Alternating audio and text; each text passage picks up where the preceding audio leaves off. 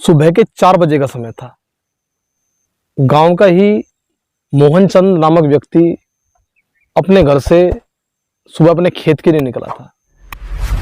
जैसे ही वो अपने खेत की तरफ बढ़ रहा था, अचानक उसको ठोकर लगती है। ठोकर लगने के बाद वो एक गड्ढे में जा गिरता है। गड्ढे में जब गिरता है तो उसे अपने सामने कोई चीज दिखाई देती है। पहले तो ये एकदम घबरा जाता है। उसके बाद वो अंधेरे में उसको छूकर देखता है। उसको लगता है कि कोई जानवर यहां पर पड़ा हुआ है। लेकिन जब वो उसके पास माचिस होती है, उस माचिस को जलाकर देखता है तो एकदम घबरा जाता है। वो देखता है कि एक महिला उसके मुंह में एक कपड़ा ठुसा हुआ है।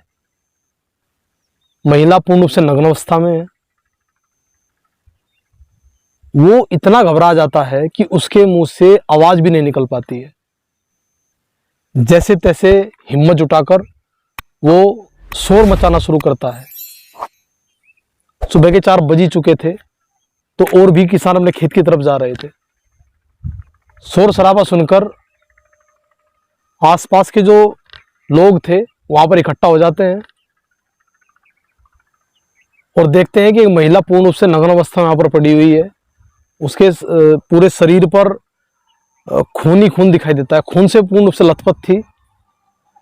उस महिला की जो उम्र 22 से 23 वर्ष की होगी। नमस्कार, राम राम। मैं हूं आपके साथ प्रताप आर्य और आप देख रहे हैं एवरेस्ट 24 न्यूज। ये जो कहानी है, पश्चिम उत्तर प्रदेश का एक जिला पड़ता है मुजफ्फरनगर। मुजफ्फरनगर में एक थाना है तितावी। तितावी थाने के अंतर्गत एक गांव आता है नूनाखेड़ा। नूनाखेड़ा में जिस दृश्य को वे लोग देखते हैं तो आसपास उन्हें कुछ सरसराहट की आवाज सुनाई देती है। कुछ लोगों के पास टॉर्च भी थी। वो टॉर्च से सरसराहट की आवाज का पीछा करते हैं तो देखते हैं 2 लड़के वहां से भागने का प्रयत्न कर रहे थे। 20 जो लोग थे वो उनको देखकर जब भागना शुरू करते हैं तो होता क्या है, वे लोग उनको पकड़ लेते हैं। तब तक यह बात केवल उन 20 लोगों के पास नहीं बल्कि पूरे गांव तक इस बात का जिक्र हो चुका था। पूरे गांव में ये बात बिजली की तरह फैल चुकी थी। ऐसा पता लगने के बाद लगभग पूरे गांव की जो भीड़ थी वो उस स्थान की तरफ दौड़ पड़ती है। तो होता क्या है कि एक लड़का दौड़ता हुआ गांव में जाता है। गांव में एक संपन्न व्यक्ति थे। पूरे गांव में उनकी इज्जत थी। प्रत्येक गांव में व्यक्ति ऐसे होते हैं कि सम्मान प्रत्येक लोग उन्हें करते हैं। ईमानदार वो थे। उनकी उम्र लगभग 65 साल थी। व्यक्ति का नाम मोहर सिंह था। मोहर सिंह के पास लड़का जाता है और कहता है कि बाबा जल्दी खेत की तरफ चलो, नहीं तो गांव वाले हमारे दोनों भाइयों को मार देंगे। जैसे ही ये मोहर सिंह इस बात को सुनते हैं तो मोहर सिंह 65 साल की उम्र में भी एकदम दौड़ पड़ते हैं। जैसी अवस्था में वो थे वैसे ही वो जंगल की तरफ दौड़ लगाना शुरू करते हैं, भागना शुरू कर देते हैं। और जहां पर लोगों की भीड़ इकट्ठा थी वहां पर वो देखते हैं कि लगभग सैकड़ों ग्रामीण जो थे वहां पर मौके पर थे और दोनों लड़कों को वो बुरी तरीके से पीट रहे थे। मोहर सिंह देखते हैं कि वो उस स्थिति में नहीं थे कि उन दोनों बच्चों को वे उन लोगों से छुड़ा लें। मोहर सिंह उस स्थान से एक तरफ हट जाते हैं और भागते हुए पहुंचते हैं तितावी थाना। तितावी थाना चंद दूरी पर वहां से था। सीधा जाकर जो थाना प्रभारी थे उनके पैरों में लेट जाते हैं और हाथ जोड़कर निवेदन करने लगते हैं कि मेरे दोनों बच्चों को बचा लो, मेरे साथ चलो, भीड़ नहीं चल मेरे दोनों बच्चों को मार डालेगी। कोतवाली प्रभारी भी एकदम इस घटना को सुनकर ठिठक जाते हैं और पूछते हैं क्या हुआ है, बताइए आप क्या हुआ है। तो बताता है कि सैकड़ों लोगों की भीड़ ने उनके दोनों जो बच्चे हैं उनको पीट रहे हैं, मार रहे हैं। तो जो थाना प्रभारी थे वो अपनी गाड़ी में मोहर को बैठा लेते हैं और घटनास्थल की तरफ चल पड़ते हैं। घटनास्थल की तरफ जब जाकर देखते हैं तो सैकड़ों लोगों की भीड़ उनको तब भी पीट रही थी और इस हालत में उनको कर दिया था कि वो मरने की हालत तक पहुंच गए थे। उस स्थिति के बाद ऐसा लग रहा था कि दोनों जो वे लड़के थे वो बच नहीं पाएंगे, लेकिन उसके बाद भी जो थाना प्रभारी थे, उनकी जो पुलिस बल था, वो भीड़ को इधर उधर तितर बितर कर देता है तथा दोनों लड़कों को अपन गाड़ी में एक एम्बुलेंस में वहाँ पर डाल लेता है और पास के ही पीएचसी सेंटर पर उसको रेफर कर दिया जाता है। पीएचसी सेंटर पर जब डॉक्टर उसके जो दोनों बच्चे हैं उनको देखते हैं तो कहते हैं कि ये नहीं बच पाएंगे, आप इनको ले जाइए हायर सेंटर मुजफ्फरनगर के लिए इनको रेफर कर दिया जाता है। 3 दिन तक जो दोनों लड़के थे वो बेहोश थे, उनको होश नहीं आ रहा था। चौथे दिन जब उन दोनों लड़कों को होश आता है तो पुलिस वाले जो होते हैं उनसे पूछताछ शुरू करते हैं। तो पहले तो जो दोनों लड़के थे, एक लड़के का नाम था पंकज। ये जो पंकज था ये नूना खेड़ा जो गांव है वहां पर एक जो किसान रहते हैं मोहर सिंह, उनका पोता था। मोहर सिंह के जो लड़का था उसका नाम था सुरेंद्र सिंह। पंकज के साथ जो दूसरा लड़का उस घटना में शामिल था उसका नाम था हरिओम उर्फ बिट्टू। जब पंकज से पुलिस बात पूछती है कि ऐसा क्या हुआ था बताओ मुझे, तो पहले तो पंकज मना कर देता है। उसके बाद थाना प्रभारी कहता है कि अगर आप मुझे नहीं बताओगे तो जो हाल पुलिस ने, जो जनता ने आपका किया है, भीड़ ने आपका हाल किया है, उससे बुरा हाल आपका हो सकता है। तब पंकज पूरी कहानी बताना शुरू करता है।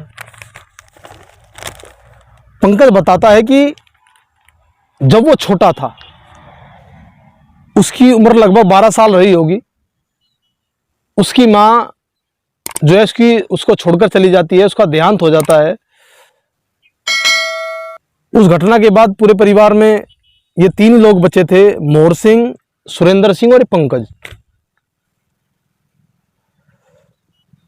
बार बार जो मोहर सिंह होता है अपने बेटे से कहता है कि बेटा आप शादी कर लो, ऐसे जीवन नहीं कटेगा, लेकिन सुरेंद्र सिंह साफ साफ मना कर देता है। लेकिन होता क्या है, बार बार जब दबाव सा बनाया जाता है, क्योंकि पूरे घर का खाना कभी सुरेंद्र सिंह को बनाना पड़ रहा था, कभी मोहर सिंह को बनाना पड़ रहा था, इस बात से वो अपना काम भी नहीं कर पा रहे थे। बार बार दबाव आने के बाद सुरेंद्र सिंह जो होता है वो शादी के लिए हामी भर देता है और लड़की की तलाश शुरू हो जाती है। मोहर सिंह उसके लिए एक लड़की ढूंढते हैं, जिस लड़की का नाम है पुष्पा। पुष्पा की उम्र लगभग 22-23 वर्ष थी, जबकि सुरेंद्र सिंह के जो लड़का था पंकज, उसकी उम्र 19 वर्ष रही होगी। अपनी जो माँ थी उससे वो केवल 3 साल छोटा था। पुष्पा के बारे में बताया जाता है कि पुष्पा बहुत ज्यादा खूबसूरत थी।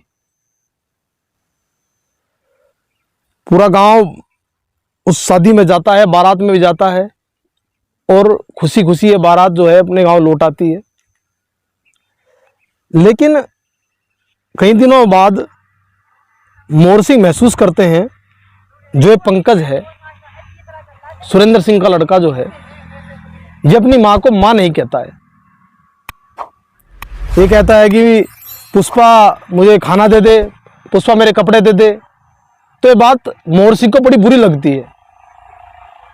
पंकज क्योंकि अकेला लड़का था तो वो पंकज को अपने पास बुलाता है, प्यार समझाता है, बेटा ये चाहे जैसी भी है लेकिन है तो तेरी माँ ही,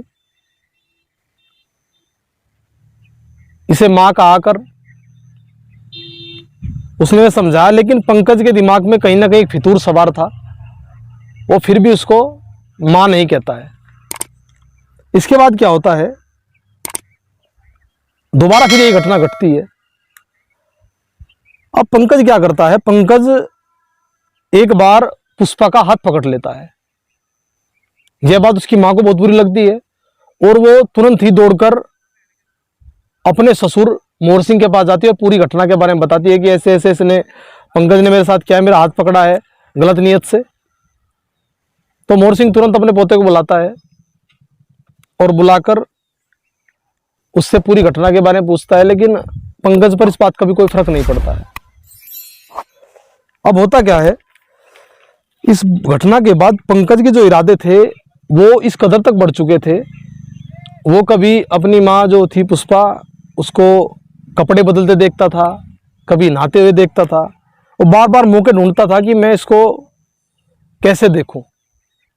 मोहर सिंह कहता है कि अब तू इस घर में जहां भी जाएगा मुझसे पूछ कर जाएगा। ये बात पंकज को और अखरती है। अब होता क्या है,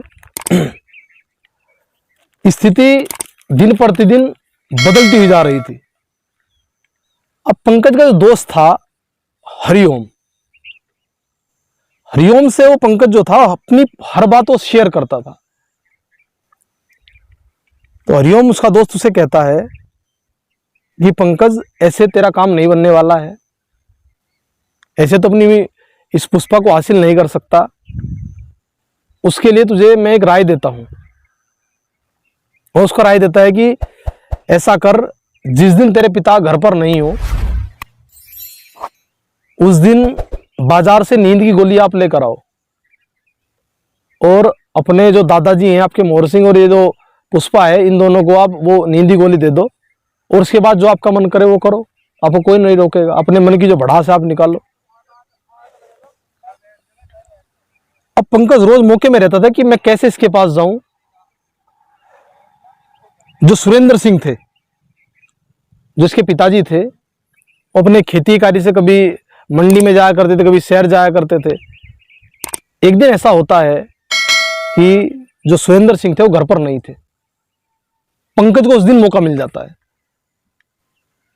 पंकज करता क्या है, पंकज अपने दोस्त हरिओम को उस पूरी घटनाक्रम के बारे में बताता है। तो हरिओम बाजार से उसको नींद की गोली का पूरा पत्ता लाकर दे देता है। जैसे जैसे रात बढ़ रही थी, पंकज के मन में भी उत्सुकता बढ़ती जा रही थी। अब पंकज क्या करता है, पंकज जो घर में दूध होता है, ये पूरा संपन्न परिवार था, परिवार में पशु जो थे, भैंस गाय सब थी, दूध की भरपूर मात्रा में होता था। तो रात के लिए जो दूध गर्म होता था उस दूध में 10 की 10 गोलियां मिला देता है। तो जो मोहर सिंह थे और जो पुष्पा थी, इन दोनों को दूध पीने की आदत थी, इसके पिताजी को दूध पीने की आदत थी। वो 10 की 10 गोलियां दूध में इसलिए मिलाता है कि अगर पिताजी किसी कारण से आ भी जाएं तो दूध पीकर वो भी नींद के आगोश में चले जाएं, उनकी नींद भी ना खुले। तो वो दूध उसकी जो माँ थी सौतेली पुष्पा और उसके दादाजी थे मोहर सिंह, वो दोनों उस दूध को पी लेते हैं। रात के लगभग 9 बज चुके थे। वो डरे सहमे कदमों से धीरे धीरे अपनी सौतेली मां पुष्पा कमरे में प्रवेश करता है और अपनी जो सौतेली मां थी पुष्पा उसे छूकर देखता है, लेकिन वो नहीं उठती है। उसको झिझोड़ कर देखता है, लेकिन नींद की गोलियां अपना सर कर चुकी थी। अब इस स्थिति को देखकर वो काफी खुश हो जाता है और उसे पता लग गया था कि जैसी हालत तेरी सौतेली मां की है ऐसी ही तेरे दादाजी की हो चुकी होगी, दादाजी भी गहरी नींद में होंगे। वो बाहर जाता है, अपने दोस्त हरिओम को बुला कर लाता है। हरिओम उससे कहता है कि भाई अगर आप इसके साथ यहां कुछ करोगे तो हो सकता है कि आपके पिताजी आ जाएं, तो एक काम करो, उसको यहां से उठा लो और बाहर चलो लेकर। वो पुष्पा को कंधे पर डाल लेते हैं और अपने जो घर था उनका जंगल से मात्र 500 मीटर की दूरी पर था, उसको वहां पर ले जाते हैं और बारी बारी से उसे कपड़े उतार देते हैं और बारी बारी से उसके साथ वो बलात्कार करना शुरू कर देते हैं। 10 बज चुके थे। उनके अंदर एक होड़ लग जाती है कि मैं कौन ज्यादा बार इसके साथ बलात्कार करेगा। ऐसा करते करते लगभग 2 बज जाते हैं। लगातार बर्बरता जो थी पुष्पा के साथ हो रही थी, तो अचानक पुष्पा की आंख खुल जाती है। दोनों इस चीज को देखकर घबरा जाते हैं और जो उसकी सलवार थी पुष्पा की, उसको उठाकर उसके मुंह में ठूस देते हैं और दोनों हाथ भी उसके वो सलवार से बांध देते हैं और फिर से उसके साथ रेप वो करना शुरू कर देते हैं। लगभग 1 घंटे बाद उनके आंखों में कहीं ना कहीं वैसीपन था। 1 घंटे बाद हरिओम देखता है कि वो कोई रिएक्ट नहीं कर रही है और उसकी जब नब्ज देखी जाती है, उसकी सांस की होती है, तो उसको पता लगा कि वो मर चुकी है। इस स्थिति को देखने के बाद वो दोनों बुरी तरीके से घबरा जाते हैं और सोचते हैं कि लाश को ठिकाने कैसे लगाया जाए। वो उसी अवस्था में उसको वहां छोड़कर घर की तरफ भागते हैं। दोनों घर से 2 फावड़े लेते हैं और दोनों फावड़े लेकर वो दोबारा जंगल पहुंचते हैं। धीरे धीरे समय बढ़ रहा था। दिन के लगभग 3 बज चुके थे। वो एक गड्ढा खोद लेते हैं और गड्ढा खोदकर उसके जो शव था उस शव को उस गड्ढे में डाल देते हैं।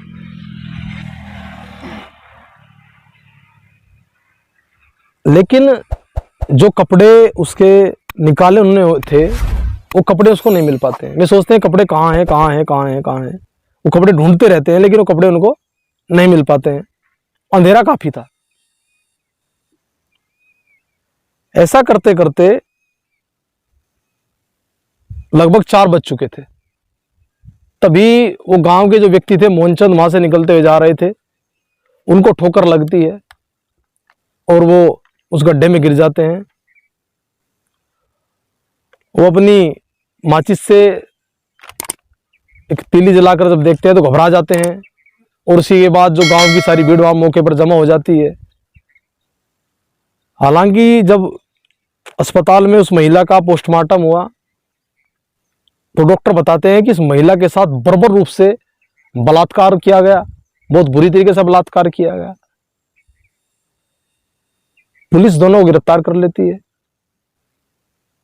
और जेल भेज देती है। इस घटना से पूरे क्षेत्र में ऐसी सनसनी फैल जाती है। ऐसा घटनाक्रम आपने शायद ही पहले कभी सुना हो। एक जो खबर हमने आपको दिखाई, ये जो कहानी हमने आपको बताई, ये जागरूक करने के लिए है, अपने रिश्तों की कदर करने के लिए है। इसी प्रकार की अन्य जागरूक करने वाली कहानियां देखने के लिए आप देखते रहिएगा एवरेस्ट 24 न्यूज। तब तक के लिए नमस्कार।